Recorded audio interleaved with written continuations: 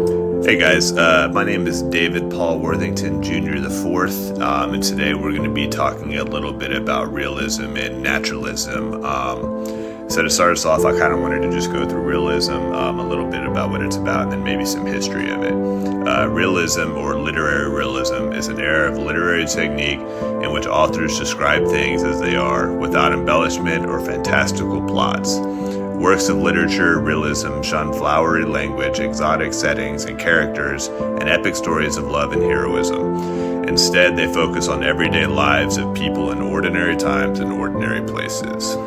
Some of the history of realism, the advent of literary realism, was a direct response to the over-the-top stories typical of Romanticism, an extremely popular movement in European literature and art between the late 18th century and the mid-19th century. France was at the epicenter of realism. The writer Stendhal created pioneering works that realistically portrayed French life. He and others drew on the then emerging fields of biology and psychology, as well as the history, sociology, and the advancing of the industrial age to craft stories and characters with whom the average reader could identify. A famous author named Honoré de Balzac became a French realism icon with the publication of La Comédie Humaine, a humane series of more than 100 interconnected novels showing the reality of French life from 1815 to 1848. So now if we talk about naturalism for a minute, naturalism is a late 19th century literary movement in which writers focus on exploring the fundamental causes of their characters' actions, choices, and beliefs.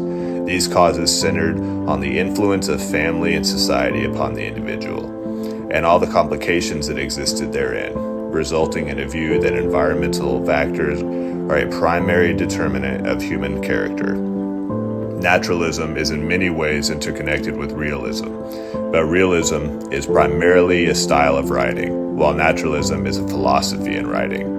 French author Émile Zola first adapted the term naturalism to describe a specific type of literature and designed many of the theories behind the movement. Though it is prominent ended around the turn of the 20th century, naturalism left an ongoing impact as many modern writers incorporate naturalism into their work.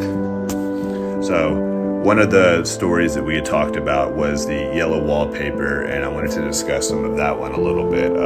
The yellow wallpaper details the deterioration of a woman's mental health while she is on a rest cure on a rented Sumner County estate with her family. Her obsession with the yellow wallpaper in her bedroom marks her descent into psychosis from her depression throughout the story. The narrator of the yellow wallpaper begins the story by discussing her move to a beautiful estate for the summer.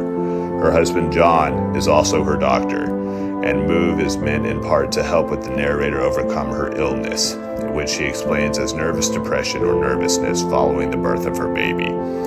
John's sister, Janine, also lives with them and works as their housekeeper, though her husband believes she will get better with rest and not by worrying about anything. The narrator has an active imagination and likes to write.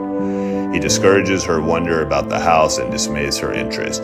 She mentions her baby more than once, though there is a nurse who cares for the baby, and the narrator herself is too nervous to provide care. The narrator and her husband move into a large room that has ugly yellow wallpaper that criticizes everything. She asks her husband if they can change room, move downstairs, and he rejects her.